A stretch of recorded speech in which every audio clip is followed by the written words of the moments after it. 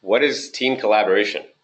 We'll talk a little bit about that, and specifically, the tools that we're going to talk about, what makes them good for team collaboration, and at least in our perspective of working with internet software for a long time, what makes them work well together?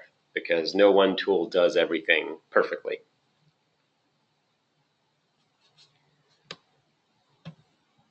So just a little bit about what we're going to cover. Who are these guys? Who am I? Or what does our company do? So that maybe there's some questions about our credibility, but just want to give you a background. So you trust our word. We talk about why specifically team collaboration, why it's important. There's 3 tools we're going to look at today, and we'll talk about them as well as look at them in real time on my computer. And if we have the time, may even have you guys interact with the software so you guys can see how easy it is to collaborate on simple examples. And we'll round it up with questions. So who am I? What I've done in the past professionally, and what do I do? Well, I built a hosting company. I understand internet infrastructure pretty well. I also built a web application development company, which then started hosting those apps, which nowadays we call software as a service apps or cloud applications. And I've also, before starting this company, Anant Corporation, with my co-founder, Eric Ramser, I've also done IT consulting with some large IT consulting firms, management and IT consulting firms, and digital agencies in the area. Today, my focus is management consulting for internet teams or internet software teams, which are 2 completely different things, but they are related, and how to manage data, difficult data. Some people call it big data, some people call it data engineering. At the end of the day, we can also help people solve difficult data problems.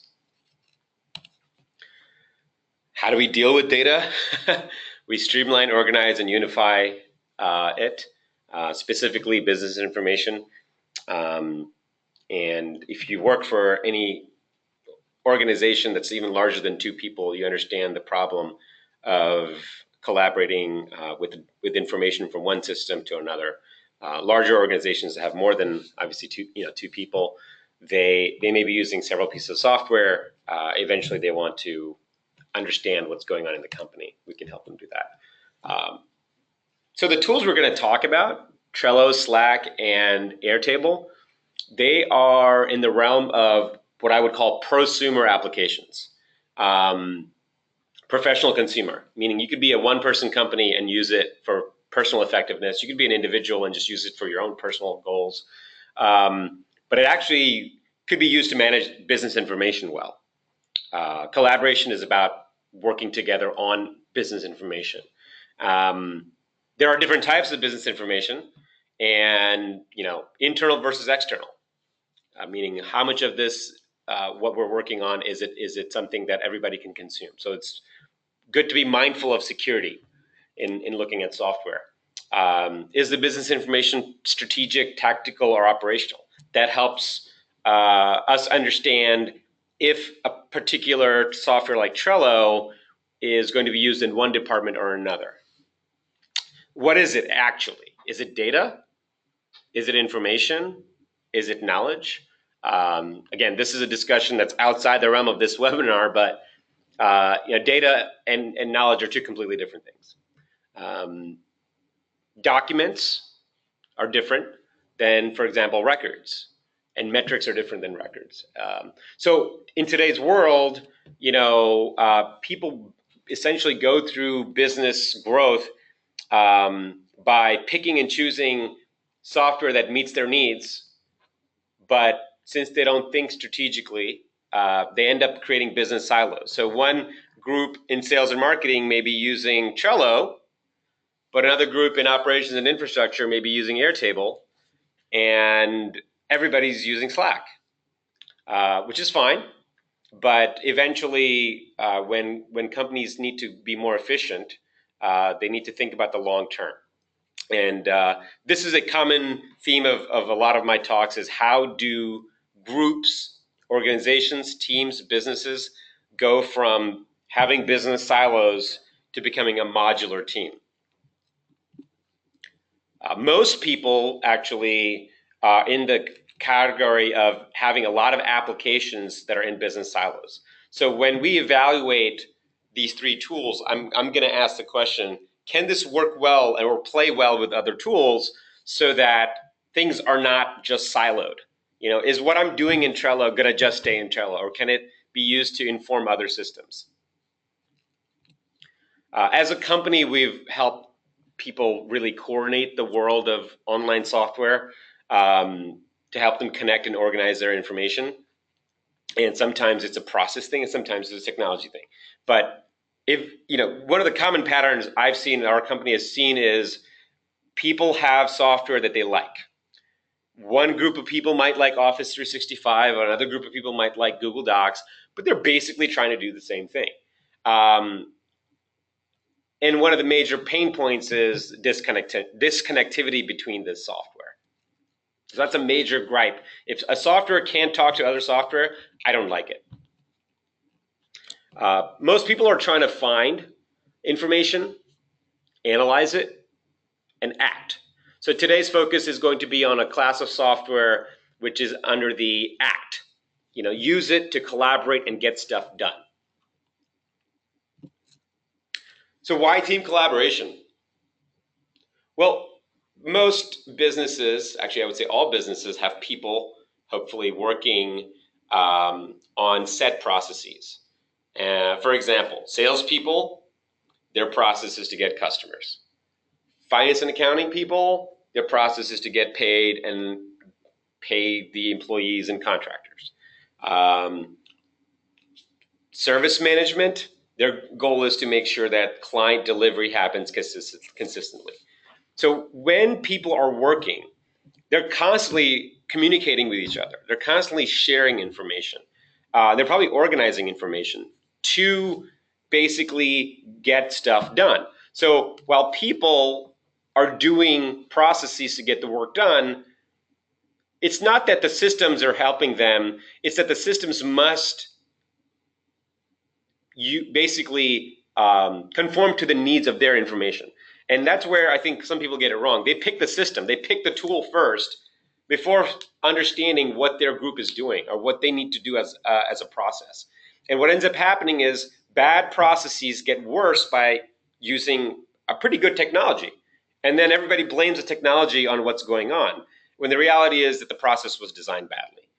So, you know, although we're going to talk about tools, I just want everyone to understand that the goal of choosing a good piece of software is not necessarily to say, oh, this is going to help us solve all our problems, but rather to ask, can this be changed or configured or customized to meet our needs?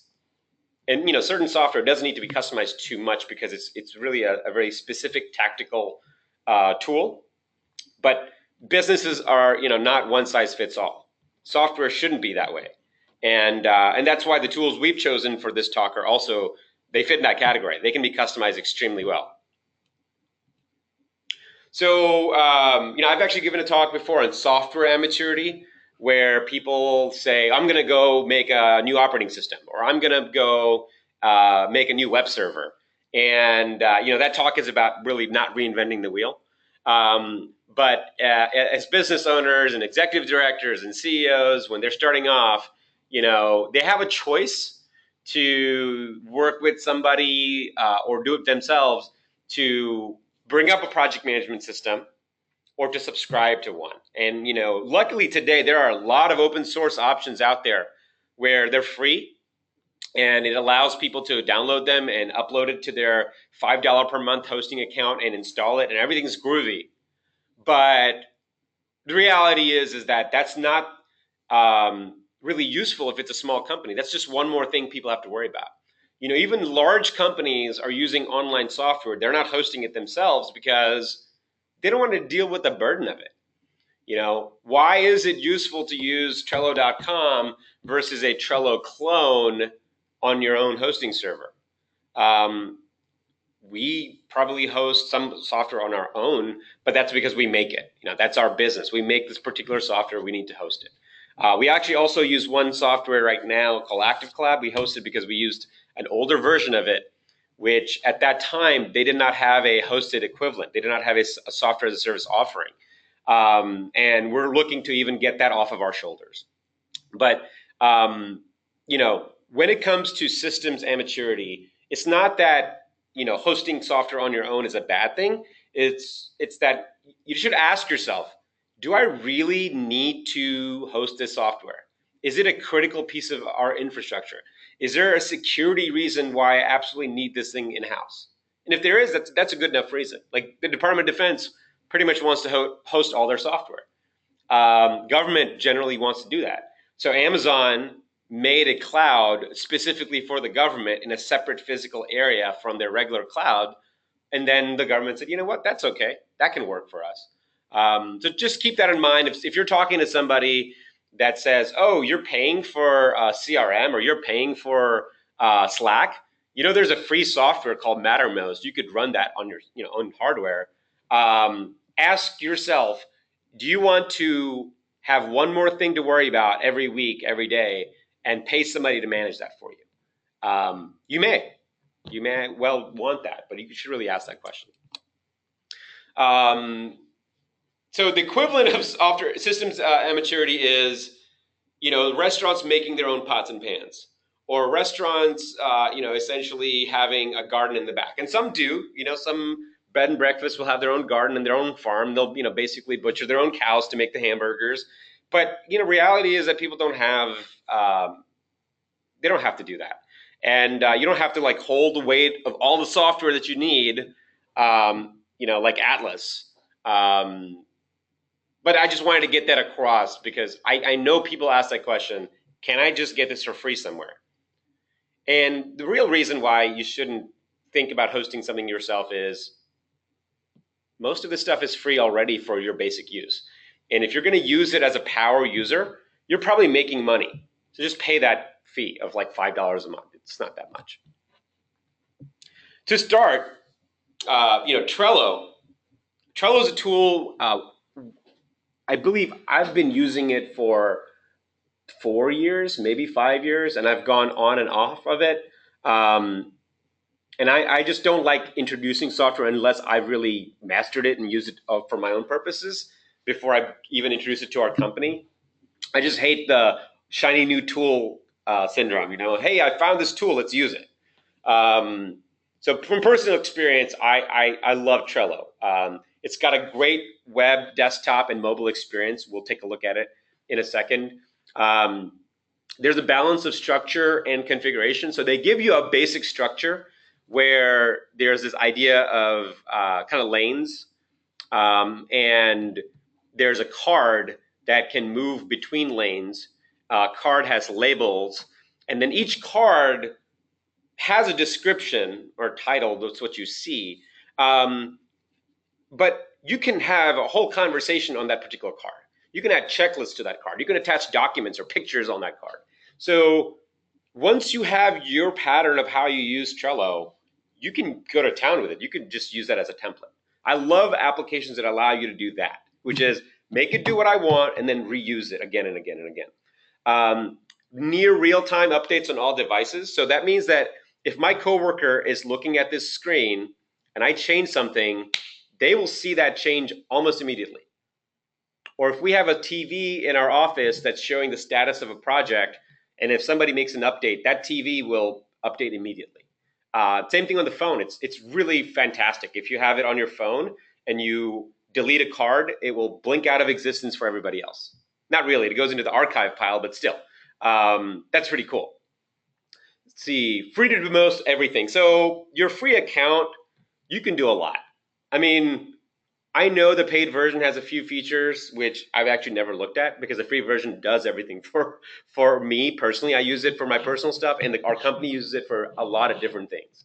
Um, it integrates well with most everything because it has a solid API, and because it's been around for a while. People have made integrations like people have made plugins to do, agile sprint estimation and burn down charts, and or other people have made tools to add cards and delete cards from the command line. I mean, those are just some of the ones I've used. Other folks have made, well, Zapier is a great integration tool. I'll talk about that briefly, but it allows us, for example, to Slack something in a channel, and that message becomes a card in one of our boards. And I'll actually show you a demo of that. We use it for product management, product roadmap, vision boards, idea management, and then finally agile project management. We've been using another piece of software for a long time, but we found Trello is easier to use and share with customers. It requires a very low barrier to entry in terms of learning, which is great for every piece of software. If you introduce this tool to somebody outside your company, how much do they have to learn? In Trello, not that much. It's pretty intuitive. Great piece of software. I'm going to wait until I get through the tools before I do the demos. That's just because I know the demos can have tangents, and there may be some questions that come up. Slack, I'll be honest with you, I resisted Slack in the beginning. I resisted Slack like a lot of tools in the beginning because there's always hype about software. And the first time somebody mentioned it, they said, "Oh yeah, you can add something and then you can search it later." I'm like, "Great." Then they said, "Oh, it's like IRC but on the web," and I said, "Great. I know what IRC is, Internet Relay Chat. I've used it. Why wouldn't I just use that?" But one of our team members, who's now working, I believe, for Microsoft, he introduced this tool in a small pilot, and everybody loved it. I still resisted, and then finally, I read something about using Slack to talk to other software, and then it really piqued my interest. And I looked on at the Slack website, and they had integrated most of the software that we used, and that meant anything that was happening in our software could be notifying people in our company. I'll show you a demo of that as well. And it was free, for unlimited users. I mean, they have some limits, but it's amazing. I mean, I made my coworker made the corporate team on Slack where our core team members work and collaborate, but I made another one for people we know in the industry that we want to keep in touch with. We basically call it our virtual office lobby. We invite everybody we know to it, and I'll invite everybody here. And we discuss technology and business and whatnot, but I don't have to pay for it. There's about 50, 60 people on the Anant Labs Slack, and I know I can keep adding it and not have to pay for it. The only limit is that after 10,000 messages, all that stuff gets deleted. But if I pay for it, I'll get it all back. So there's a good reason for that. Many use cases. So, obviously I'm using it for community building. There are team operations that we do. So we have a finance channel, we have an operations channel, we have a service channel, and people can join and leave groups if they are public. And if they're private, you have to invite people. So you can have very secret groups. So we actually use the Anant Labs semi-private team to have client conversations where we invite them to our virtual office lobby and say, "Hey, here's a room just for your project. We're going to talk to you." Now, normally you'd have to pay for that by, to have guests in your system, but we say, you know what, it's okay. Let the clients and partners and vendors interact, and then we're just going to have a group to discuss their project. So it's actually working out for us for both customer service and service delivery. Now, we use some aspects of chat operations. ChatOps, if you Google it, is basically how do you talk to other software using chat. So right now we have our DevOps systems talking to our DevOps channel. So whenever somebody commits code to GitHub or our other private source code repository, we see a notification. Whenever a piece of software is built using AppVeyor, we see a notification if the build failed or if it succeeded. And other things that we could do, which we haven't done, is if we write a command to say, hey, deploy this software on this server, there are other software companies that have made that bridge, so that we don't have to like remote desktop into a server or SSH into a server to deploy software. So the whole company can essentially communicate and work off of one web interface. It's pretty impressive. Airtable is one of my new favorite toys, and I want to say it's a toy because I started playing with it. I introduced it to one of my team members. She started using it, and then other people started using it. We have, I would say, it's in the middle between personal adoption and company adoption. But we've done some pretty cool stuff with it. Like I think we did our interview process for our apprentices for the summer. I think we had like 20, 30 applicants. We filtered them down to 5, and then we ended up hiring 2. We did all that with Airtable. And what is Airtable? I mean, Airtable is like Access, Microsoft Access on the web. But it's also a little bit like Google Spreadsheets.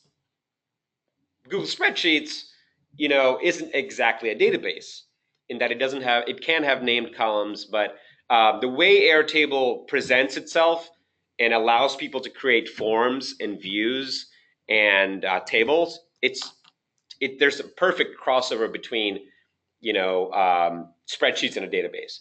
I think the coolest thing about Airtable is when you make a database or when you make they call it a base on Airtable, it can have a API automatically created for it. If you go to our blog.anant.us, I have the top 20 links for Airtable. One of them is how to make a minimum viable product using Airtable, right? Most minimum viable products have a database, an API, and some front-end application code talking to the API.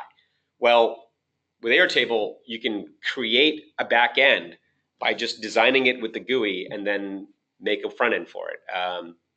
That's what got my attention, was how easy it was to build applications with Airtable. Free to do most everything. I think there's a limit of like 100 records, but again, we're not using this as a place to put gigabytes of data. It's just workflow for us right now. It integrates well with everything in that it has connectivity via APIs to both get information in and out. I also love their embeddable forms. So regardless of which table, view, form is there, you can basically take it and embed it as an iframe in something else. So you don't have to learn how to program to embed it into your current workflow. Airtable 2 can also be used for agile project management, idea management, vision boards, etc. But because it has more structure than Trello, as in more fields, it really makes it better, in my opinion, for things like sales planning and interview processes. So again, we'll take a look at all the software in a second.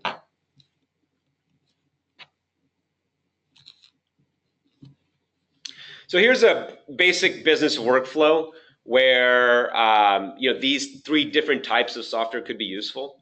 So let's say there's a sales team and there's a service delivery team, and the sales team mostly uses the team chat, and the service delivery team is doing some project management, but they need to manage a shared database of the customer and what's happening with the customer. The sales team also has their own project management where they're not as structured for their project management. They just want to see how a lead goes from being a lead to in negotiation to, let's say, close. And the reason I abstracted the tools for a second is that you don't have to use Slack. There are other software that compete with Slack. So that's a category of team chat. Like Slack is in that category. Uh, project management, again, you don't have to use Trello. There's other software out there. But basically, the purpose of team chat is to communicate with team and clients online, share documents. That I think that's a pretty big feature of good team chats. Project management is to manage short and long-term goals and tasks and share them with team and clients. The online database or shared database tends to generally, that category of software generally has some sort of forms engine, so that it's not just adding rows to a spreadsheet. It's maybe allowing you to share a form where people can add data by themselves. An Airtable is one of many, one of the simpler ones, but one of many. And although we're not going to get too much into this, I'm just going to allude to the fact that a tool like Zapier could be used to connect and move information between these. And I'm just going to show a quick demo of Zapier. But rarely do you want to work with software that doesn't talk to each other. Nowadays, another criteria is if you don't have a developer on staff, check to see if it can be connected with Zapier, because it's pretty easy to use. You don't need to know how to program to use Zapier to connect applications. So in our case, Slack, we're going to see is more useful for salespeople because they don't like that much structure. Trello is used by salespeople because it doesn't have too much structure. Slack is used by everybody, and Airtable is a tool that's going to be used by the customer service or customer delivery team. So let's say the sales team basically gets a customer through talking to them, negotiating with them, closing them. That process basically manages two pieces of information: the customer information, and another thing that's associated with that is notification or alerts to the rest of the team. After customer acquisition, that information needs to go to, let's say, finance and accounting that is going to get paid by the customer, but also to workflow approval. For the things that are being done for the customer, there's a secondary process. The common element between all these different processes is obviously the customer information. And because it's a very high-level talk, I didn't go deeper into what else could be managed. But one thing I put here in common is that every time something happens, we want everyone on the team to be notified. So for us, Slack is that bridge. Slack can be used to tell people what's happening around the company in different pieces of software.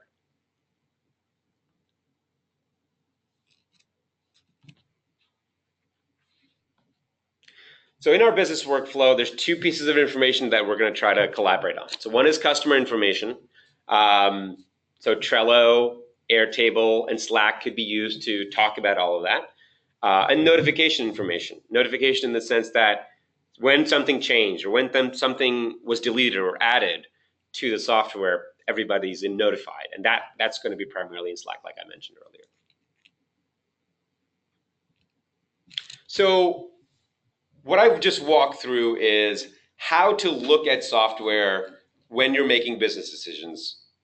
Don't look at it as, oh, here's a cool new shiny tool, but rather, what is this? Oh, this is a chat program. What is this? Okay, this is a project management system. How does it fit into our workflow? Is it going to help us do our job? If it's not going to help you do your job, think twice about adopting it. So let's take a look at the different pieces of software. And our goal is really to quickly review the major features, not necessarily do like a master class on it. And I'm going to do that for about 10 minutes before I open it up for questions. So the first tool we're going to look at is Trello. And I'm going to zoom in just a little bit. So Trello has, let's say, personal boards. Let's see, it has organizations that you can create. So I've made a few different orgs. An org is basically like a group of people with members. So I could say, allow everybody who's a member of a Anant corporation to see everything here, but then only allow people that are in finance and accounting to see finance and accounting board.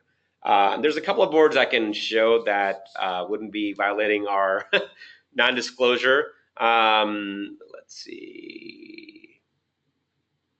So this is just something I was working on. I don't think there has has any private information. But here's a sales territory map that I was planning for our company, where I just wanted to organize, not a process, but really just groups of things. So different regions, different cities that we may want to target, industries, roles, titles of people that we want to work with. And all I'm doing here is for each card, putting a couple of labels. So I have a couple of labels, like validated, it's next, it's on hold, it's invalidated. I'm using Slack here, sorry, I'm using Trello here just to see the status of my territory. I'm not really moving items, let's say from left to right. By the way, as I do this, it keeps a log of what's happening. So if I add here new card, it got added. If I delete it, it got archived, or I archived it rather. I can always go back and I think I can just say send to board, and it sent it back to the board. That's useful, right? You don't want to lose your work. I can filter, show me all the things that have been validated. I can say what's next, what's on hold, what's invalidated. Well, right now I haven't invalidated too many things. What's in progress. Okay, so just from a organizing perspective, this is a great tool. I can also share this, right? Right now it's shared with the team, but I can make it a public Trello and give it to people that are outside the company. Or if I just want to invite somebody that's not in the sales and marketing team, I could do that as well. So remember at the beginning of the talk, I said, people need to communicate, organize, or manage knowledge. This allows me to do all three very easily. We can take a look at another, and I'm going to zoom out so you guys can't see the details, but this is an example of an agile board that basically is an execution of a project over the course of 3 or 4 months. And on the left side here is the backlog and issues, and there were sprints, and as each sprint got executed, we moved cards. And so there's a history of the whole project here. Clients can see this, we can see this, and if things were getting done, it could notify us on our Slack. And any card that is in the system can have a due date. So let's go back to the sales territory here. And let's say this particular card, I want to say is due tomorrow. It actually will notify me if I'm late. Or if this was due yesterday, it will show that it's overdue. And I believe there's a way to filter cards that are overdue. So for task and project management, beyond just sharing information about what's happening, it can be used as a real project management system. Now, one thing it does lack is that it does not have time tracking, but that's not what it's for. It's for really easy to use, lanes. So I can add a lane here. A common pattern is you have a to-do, working on, done. And as things get done, you move them over. And if you want to assign this, so I'm going to assign this to, this is a new task for getting stuff done. I'm going to assign, let's say, Artur's to it. And so when Artur's logs on, he can say, hey, show me everything that's assigned to me. Okay.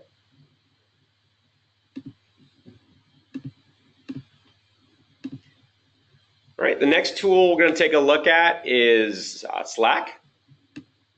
And this is our semi-private Slack where we invite people we work with, developers, designers, other contractors, and we also started to work with our clients here. And right now we just use it to share links. And as people are coming on and off, I can see if they're online. Generally, you get 2 channels to start: a general channel and a random channel, and you can add new channels. You can also have specific conversations with just the people you want to talk to. So let's see. I'm going to have a conversation with Eric and Artur's. And so since I haven't had a joint conversation with these folks before, it didn't show anything. And I'll say, hey guys, are you going out to lunch or staying in? Right? I've heard actually a friend of mine works for a think tank. He said that his group of folks in his team are mostly older scholars, but they use Slack for this conversation. What are people doing for lunch? So that's a beginning for them. We started just kind of talking about what's going on and started really using it for team operations as we got the hang of the tool. I'm going to show very briefly how the DevOps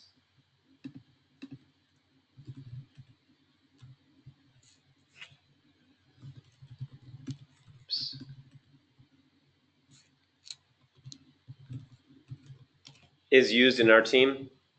And when I was saying DevOps, it's when software is checked in or when software is built, we're notified on a chat channel. And this is our corporate Slack. And so DevOps here, as you can see, people have committed code to GitHub. Codebase HQ is another tool. And then, if a software failed to build, it would tell us here, right? This was completed. I don't think we've had, okay, deployments too, it tells us that. A pretty powerful notification system. We also have a channel that allows us to send tasks to Trello. This is something that we did using Zapier. So we have a command here called Trello. That's how Trello knows what to do with it. And then we'll say, I have an idea for a research and development. Need to have ChatOps channel to push code. Okay. And what'll happen is this gets sent to Trello. So if I go back to boards, and I have an inbox, and because I put RD, it should have put it at the bottom here.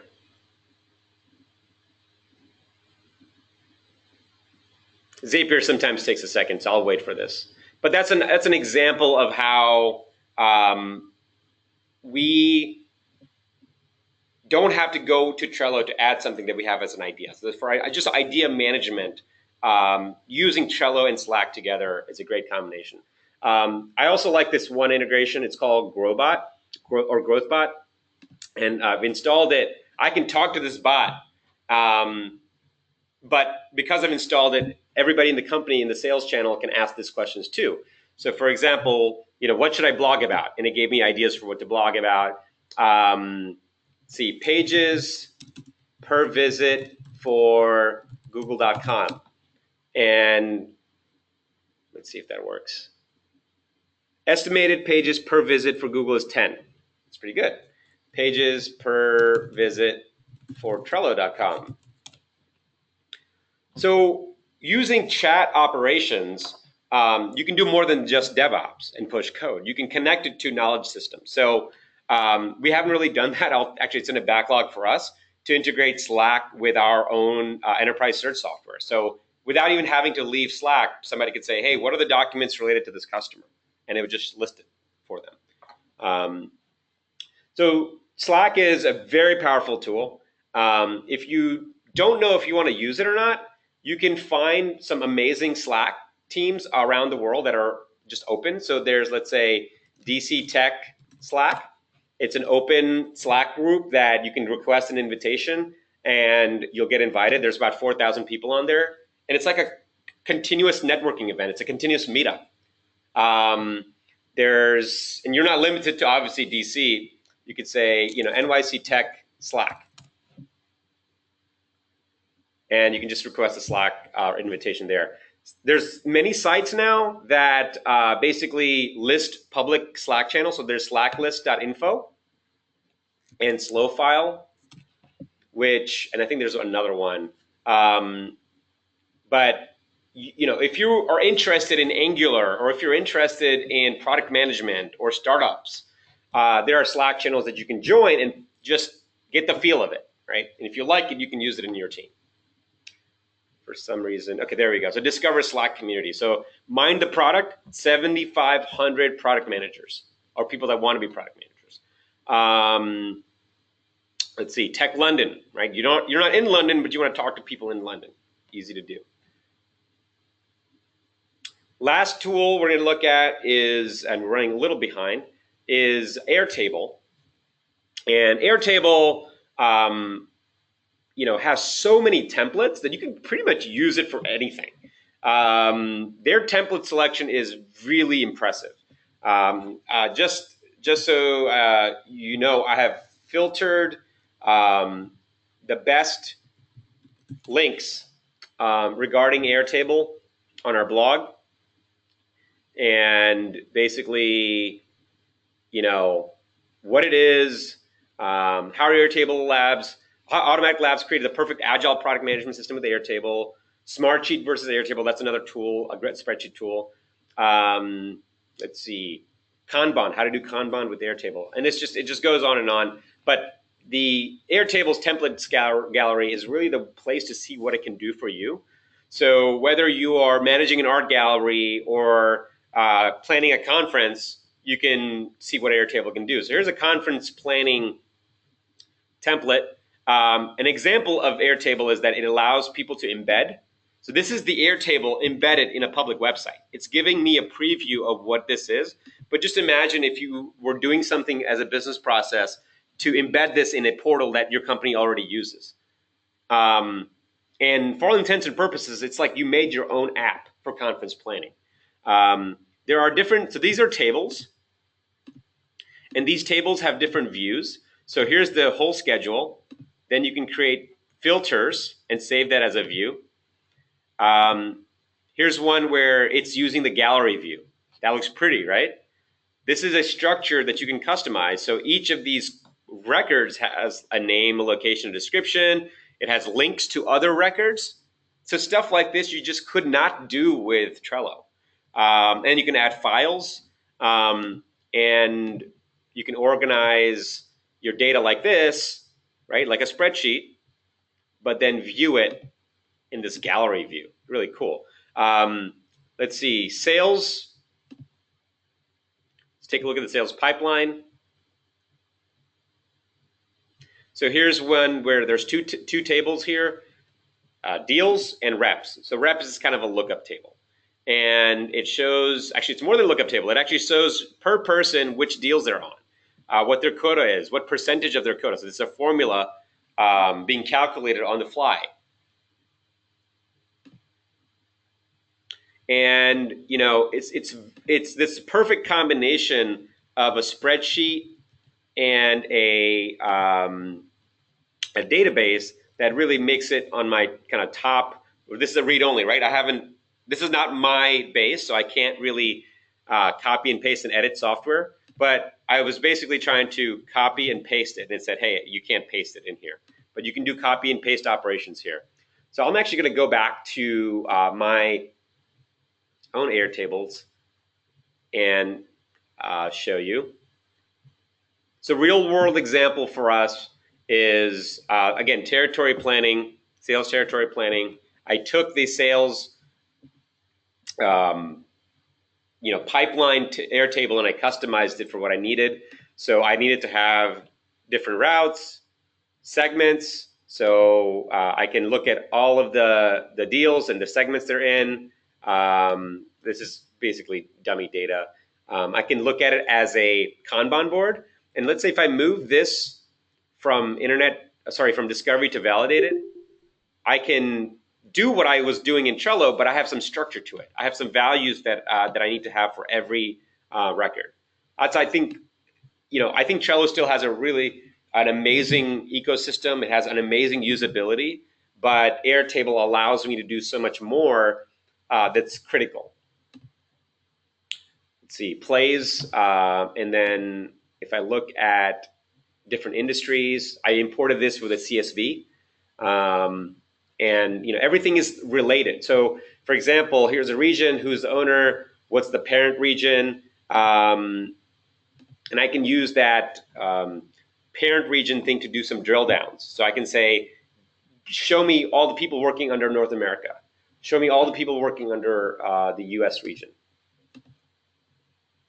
So let's say, I haven't really done too much with this, but one of our collaborators outside our company is working with us on a knowledge base, and we're creating a links database of like the best marketing links you must read or view a video on to know marketing, or the best accounting links you should read. And I'm not talking about the top 10, I'm talking about the top 60. And so here's about 60 links that we've organized: articles, blogs, publications. We have descriptions, we have tags, which categories. And so eventually these will make it onto our knowledge base, and it'll have some blog posts associated with it. But just planning out and organizing these links, and looking at it in, let's say, the gallery view.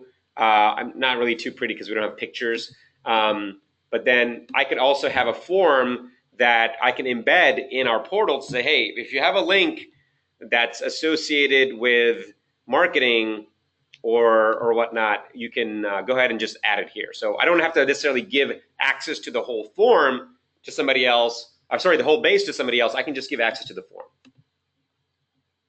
And we're managing different types of content. So here's a kind of a lookup. So if I look at articles, it's showing links to all the different articles here. Or if I look at events, here's two sources of events. So I'm going to pause and go back to the PowerPoint for a second to finish up, and then we'll do some Q&A.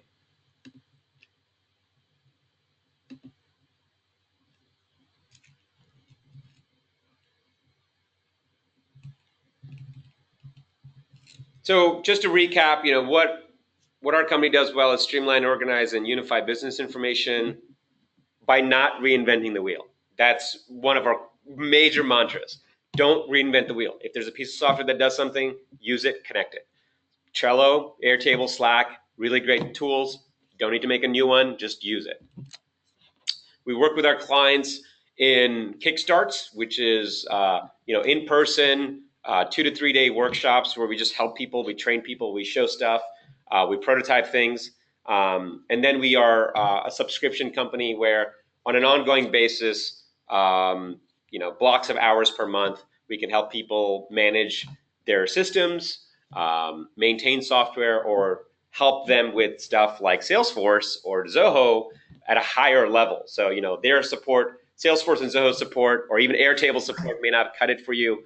We can offer a higher level of support. So now for Q&A, I'm going to unmute everybody, and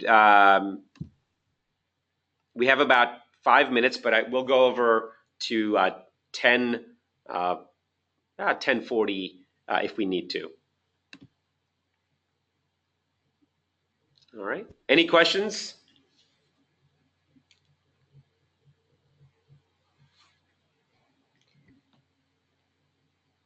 Well, if there aren't any questions, we can end early. Most of you guys are you guys were muted early, so you have to unmute yourself to talk.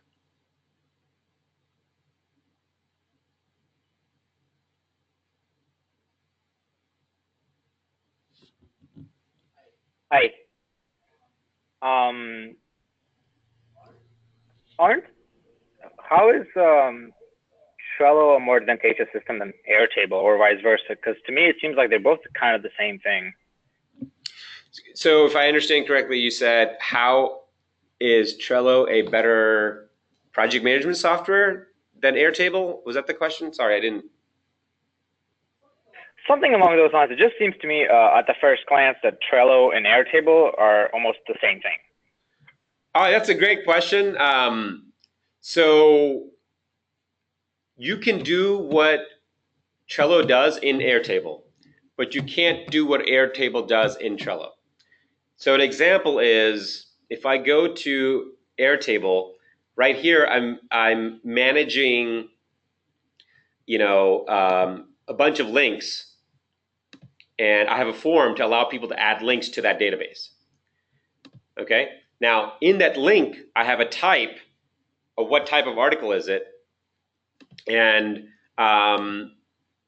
if I go to the type, which is a lookup table, I can see all of the articles, all the blocks. You just can't do that with Trello. Trello is not a database. Trello is a pure project management tool. Now, if you want to do project management in Airtable, you can. So there are some great templates. So Project Tracker, where here are the different projects. Here are the completed projects by category. Now, I want to look at the Kanban for the projects by status. So I'll say add a view, Kanban, and we'll use this category. And so it took one of the fields and made a Kanban out of it. Okay, and yes, this looks a lot like Trello, but it's just one out of the 5 different views of data. So Airtable, spreadsheet, database, forms app. I mean, it's a lot of things that could be what Trello does. Why would we use Trello over Airtable? Because Trello is like a single purpose tool. You can drag and drop cards onto a Trello. You can drag and drop cards. You can add. We can do that here too, but you can add images. So, like for example, I'm going to go to Trello here, and let's say I have an idea. So I have an idea. So I'm going to do a screenshot. All right, and I'm going to go in here, and I'm going to paste it, and it just added that picture here. I just pasted it. That's all I did. Another thing I really like about Trello is if I like this link over here, I can just go to the card and just paste. Oops, didn't want to do that. And paste, and it adds that link as a attachment. So there's some workflow nuances of Trello that just make it better for project management and sharing of information, which people are used to. So I don't know if that answers your question. Looks like our tours hopped off. All right. Okay, there's a question. Yes, thank you. How is the security of all these systems up to government standards? That's a very good question. It is not bank level security, but you can put your own security. I don't think Airtable has it yet, but Trello and Slack, because they've been around for a while, you can say people have to authenticate from a single sign-on. So I work with clients where I log into Okta, which is a single sign-on server, and then that authenticates me to get onto Slack. There's no way I can register for that Slack. There's no way that anybody in the company could invite anybody else to Slack except by getting an account. An administrator basically created an account. Trello, on the other hand, I think is very, very open unless you pay for it to do things like that. But the criticality of information here is low to medium. You don't want this stuff getting out there. It is password protected, but like I showed you in Trello, like the free version, anybody can invite anybody, or even in a Slack team, anybody can invite anybody. So you can tune these things if you pay for it, but the free versions, I don't think so. Thanks for that question as well. All right. Any other questions?